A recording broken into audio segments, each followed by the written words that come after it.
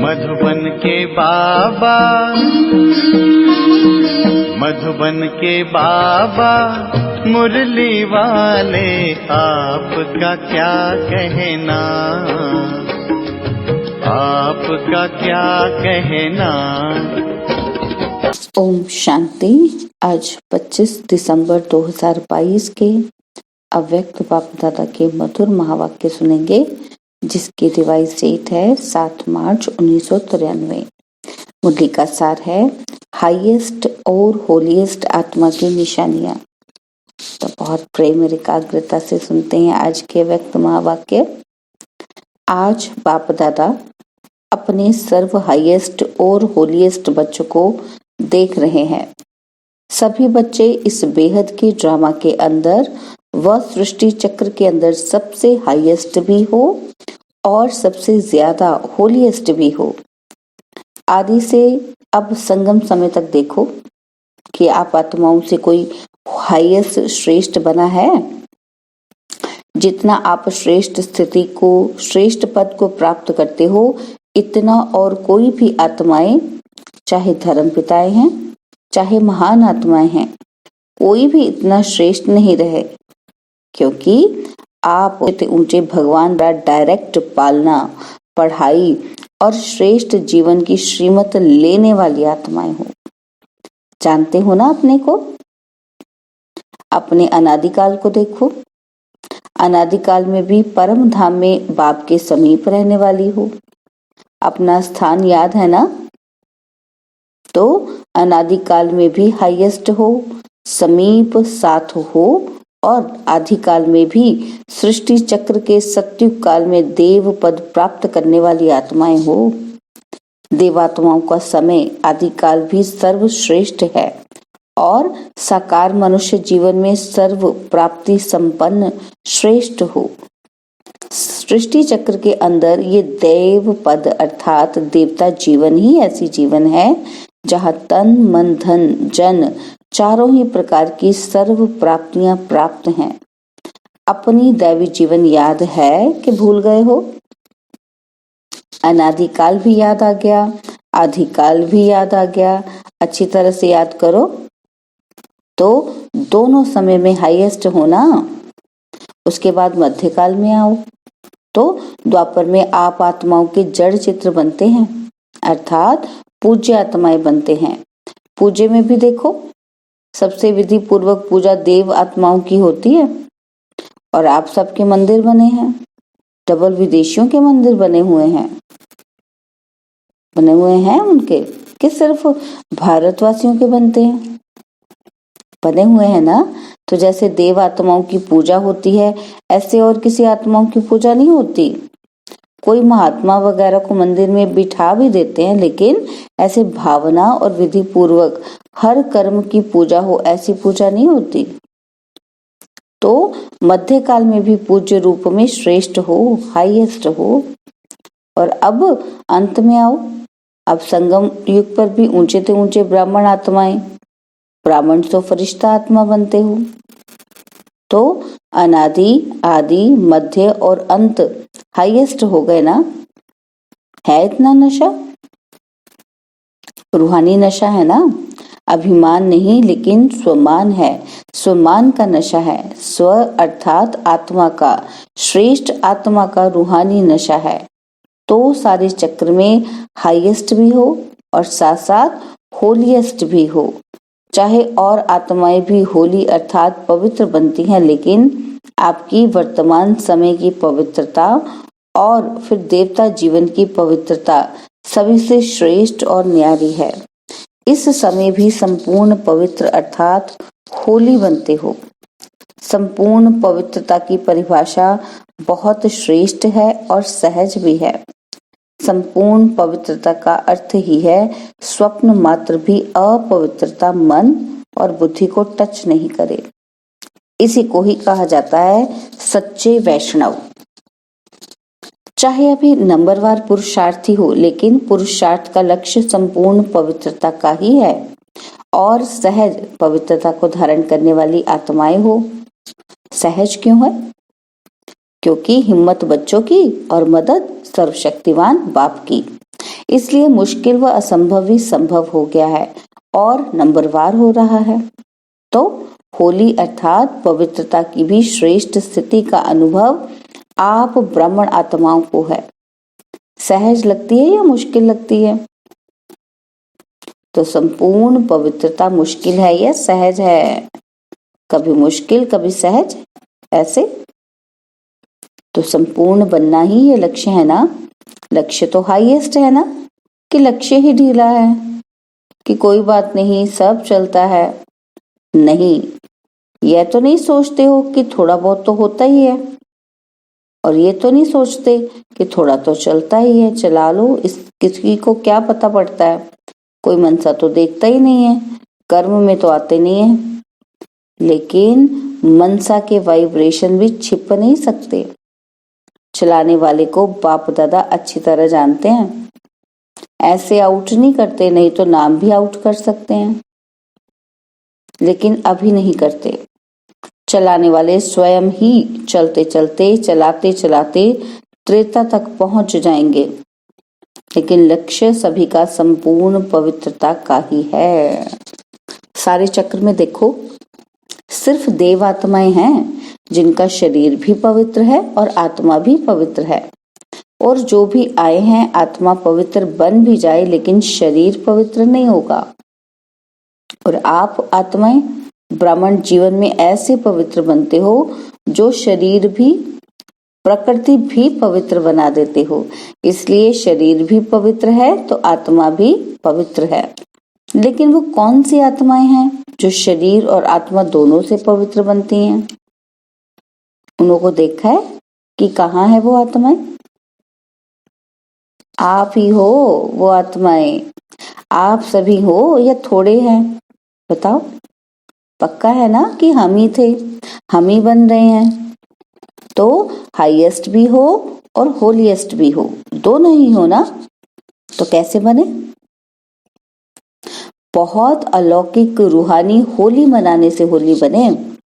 तो कौन सी होली खेली है जिससे होलीएस्ट भी बने हो और हाईएस्ट भी बने हो? तो सबसे अच्छे से अच्छा श्रेष्ठ रंग कौन सा है? तो सबसे अविनाशी रंग है बाप के संग का रंग। तो जैसा संग होता है ना, वैसा रंग लगता है। आपको किसका रंग लगा? बाप का ना।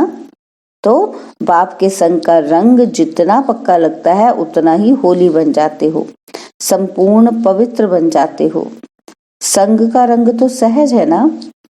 संग में रहो, रंग आप ही लग जाएगा।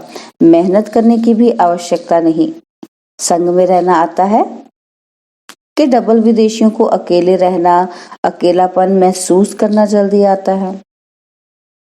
कभी कभी कंप्लेन आती है ना कि मैं अपने को अलोन, अकेला महसूस करती हूँ। क्यों अकेले रहते हो? क्यों अकेलापन महसूस करते हो? आदत है इसलिए। ब्राह्मण आत्माएं एक सेकंड भी अकेले नहीं हो सकती। हो सकती है? नहीं, होना नहीं है, लेकिन हो जाते हो। तो पाप दादा ने स्वयं अपना साथी बनाया, तो फिर अकेले कैसे हो सकते हो? कई बच्चे कहते हैं कि बाप को कंपेनियन तो बनाया है लेकिन सदा कंपनी नहीं रहती। क्यों? कंपेनियन बनाया है इसमें तो ठीक है, सभी से पूछेंगे आपका कंपेनियन कौन है, तो बाबा ही कहेंगे ना। तो बाप दादा ने देखा कि जब कंपेनियन बनाने से भी काम नहीं चलता, कभी कभी फिर भी अकेले हो जाते हो, तो अभी और क्या युक्ति अपनाएं? कंपेनियन बनाया है लेकिन कंबाइंड नहीं बने हो। तो कंबाइंड स्वरूप कभी अलग नहीं होता। कंपेनियन से कभी कभी फ्रेंडली कोअल झगड़ा भी हो जाता है तो अलग हो जाते हैं। तो कभी कभी कोई ऐसी बात हो जाती है ना, तो बाप से अकेले बन जाते हो। तो कंपेनियन तो बनाया लेकिन कंपेनियन को कंबाइंड रूप में अनुभव करो। अलग हो ही नहीं सकते, किसी की ताकत ही नहीं जो मुझ कंबाइंड रूप को अलग कर सके। तो ऐसा अनुभव बार बार स्मृति में लाते लाते स्मृति स्वरूप बन जाओ। कंबाइंड रूप माना स्मृति स्वरूप। बार बार चेक करो कि मैं कंबाइंड हूँ, किनारा तो नहीं कर लिया। जितना कंबाइंड रूप का अनुभव बढ़ाते जाएंगे उतना ब्राह्मण जीवन बहुत प्यारी मनोरंजक जीवन अनुभव होगी।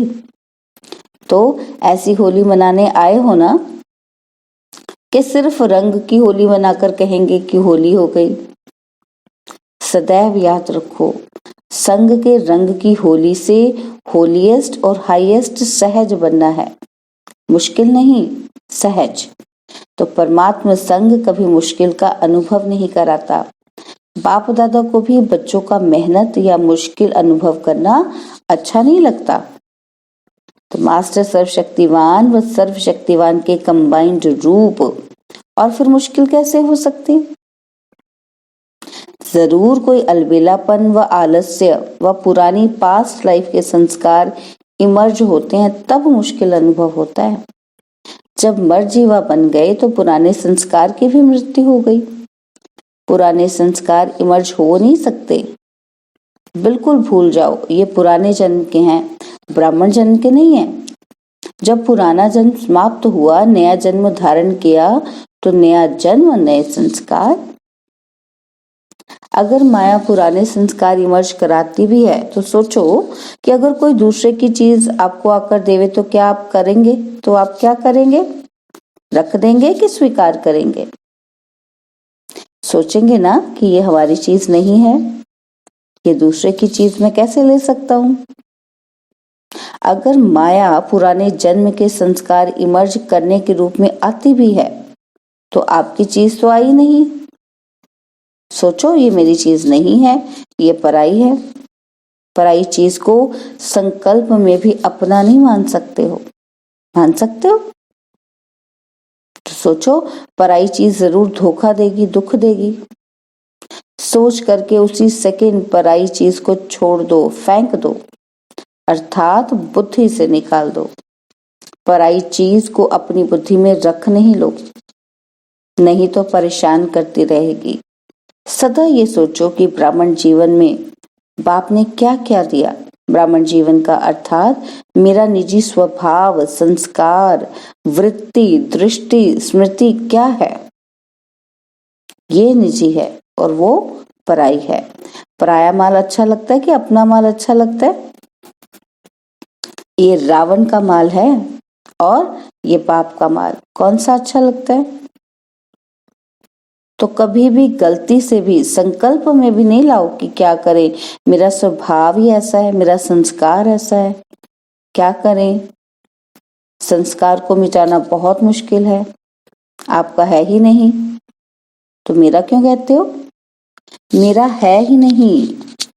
रावण की चीज को मेरा कहते हो, मेरा बनाते हो ना, तभी वो संस्कार भी समझते हैं कि इसने तो अपना बना लिया, तो अब अच्छी तरह से खातिरी करो।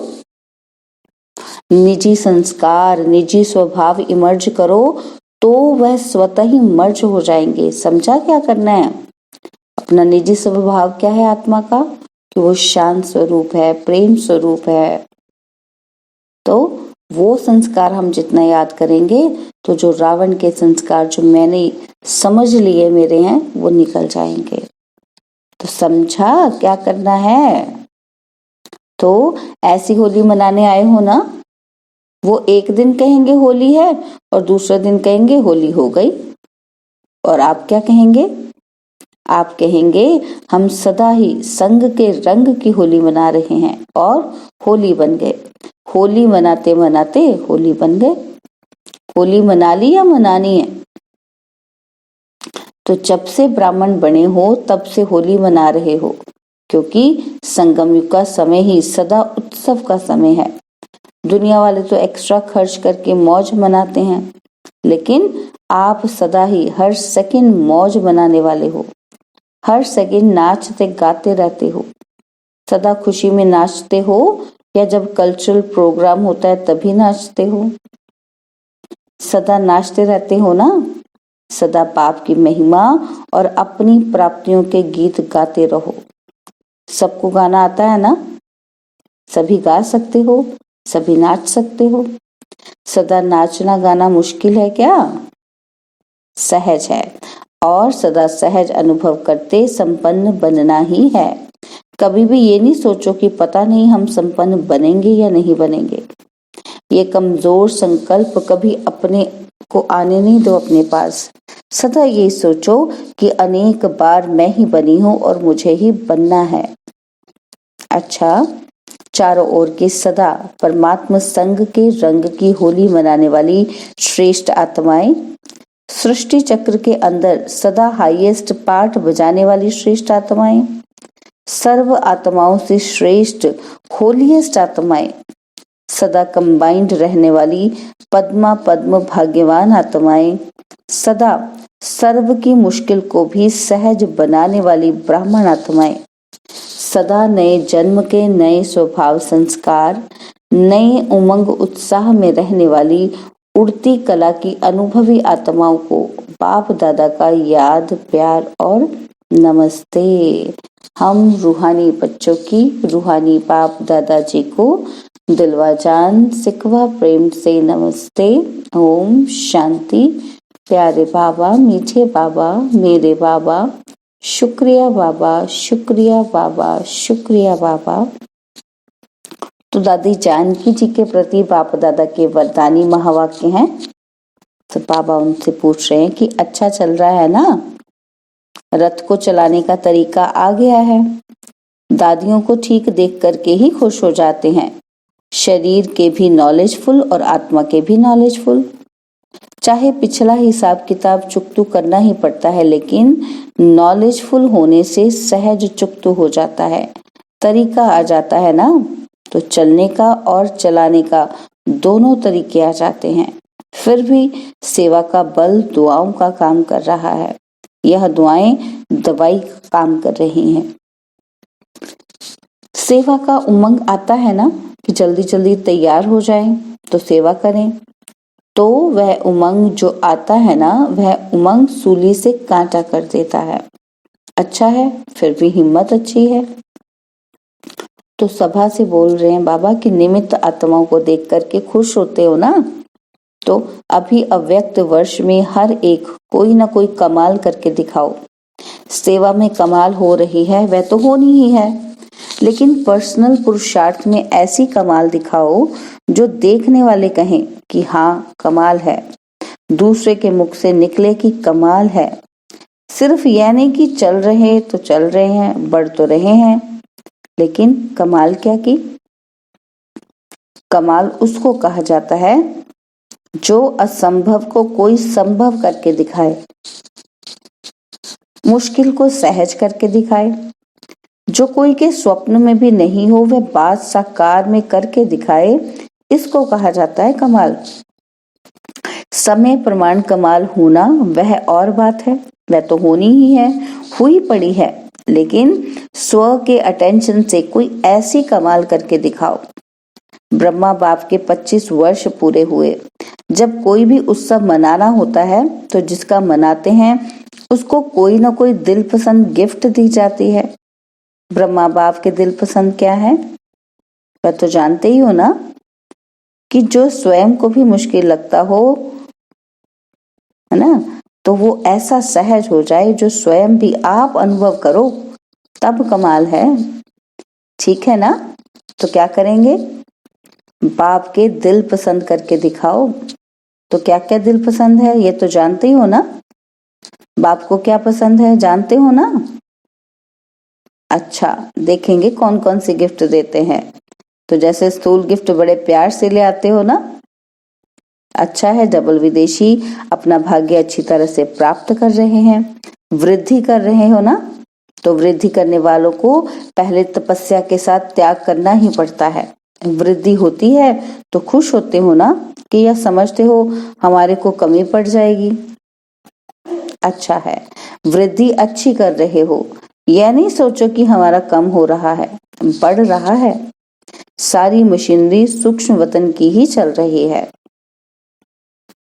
तो बाबा ने वरदान दिया, संगम युग पर हर समय, हर संकल्प, हर सेकंड को समर्थ बनाने वाले ज्ञान स्वरूप भव। संगम युग पर हर समय, हर संकल्प, हर सेकंड को समर्थ बनाने वाले ज्ञान स्वरूप भव। ज्ञान सुनने और सुनाने के साथ साथ ज्ञान को स्वरूप में लाओ। ज्ञान स्वरूप वह है जिसका हर संकल्प, बोल और कर्म समर्थ हो। सबसे मुख्य बात संकल्प रूपी बीज को समर्थ बनाना है। यदि संकल्प रूपी बीज समर्थ है तो वाणी कर्म संबंध सहज ही समर्थ हो जाता है। ज्ञान स्वरूप माना हर समय, हर संकल्प, हर सेकंड समर्थ हो। जैसे प्रकाश है तो अंधेरा नहीं होता, ऐसे समर्थ है तो व्यर्थ हो नहीं सकता। तो स्लोगन है, सेवा में सदा जी हाजिर करना यही प्यार का सच्चा सबूत है। सेवा में सदा जी हाजिर करना यही प्यार का सच्चा सबूत है। ओम शांति। और अब यह एक बहुत अच्छी वीडियो भी जरूर देखें।